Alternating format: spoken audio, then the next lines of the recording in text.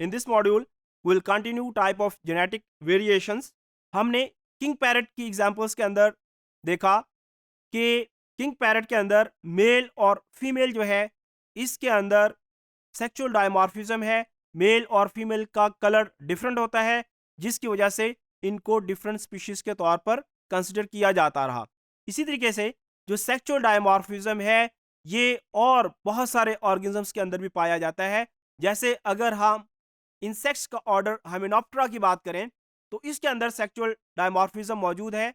For example, जो African aunt डोरिलस, इसके अंदर मेल्स जो है वो फीमेल से इतने ज़्यादा डिफरेंट होते हैं कि इसके मेल को डिफरेंट स्पीशीज के तौर पर कंसिडर किया जाता रहा। इवन जो इसके मेल्स हैं वो विंग्ड होते हैं और आंट लगते ही नहीं। इसी तरीके से अगर हम एफिड्स के अंदर बात करें, तो एफिड्स की जो स्मॉल विंगलेस फीमेल्स हैं, ये लार्ज विंग मेल से इतने ज़्यादा डिफरेंट होते हैं कि इनको बहुत अरसे तक डिफरेंट स्पीशीज कंसिडर किया जाता रहा।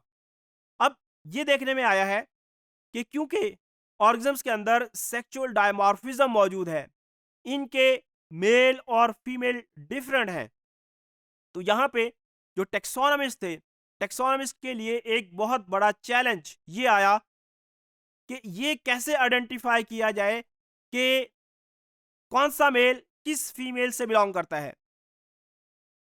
तो इसके लिए जो है, क्योंकि देखने में मुख्तलिफ स्पीशीज के जो मेल और फीमेल हैं वो डिफरेंट है।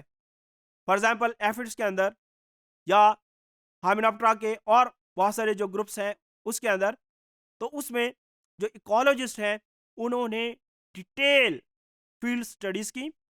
फील्ड्स के अंदर जो है उन्होंने इन इंसेक्ट्स को लाइव ऑब्जर्व किया और इन्होंने अपने फील्ड सर्वेस के नतीजे में ये नोट किया कि कौन से मेल ऐसे हैं जो किसी पार्टिकुलर फीमेल की तरफ ज़्यादा मतवज्जो होते हैं, उसके साथ जो है रिप्रोडक्शन करते हैं।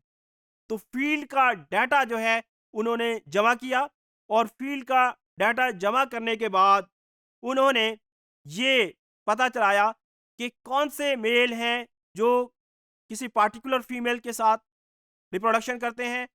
इसका मतलब ये है कि वो जो फीमेल है उसकी बॉडी से कुछ खास किस्म के फेरामोन्स रिलीज होते हैं। ये जो फेरामोन्स हैं ये उस मेल को अट्रैक्ट करते हैं, जिसकी वजह से जो है वो मेल उस फीमेल की तरफ माइल होता है और उसके साथ वो रिप्रोडक्शन करता है। तो इस तरीके से जो सेक्सुअल डायमॉर्फिज्म है, ये टेक्सोनोमिस्ट के लिए एक बहुत बड़ा चैलेंज रहा है। तो इस चैलेंज को सॉल्व करने के अंदर जो नेचुरलिस्ट या जो इकोलॉजिस्ट हैं उन्होंने अपना इंपॉर्टेंट रोल प्ले किया।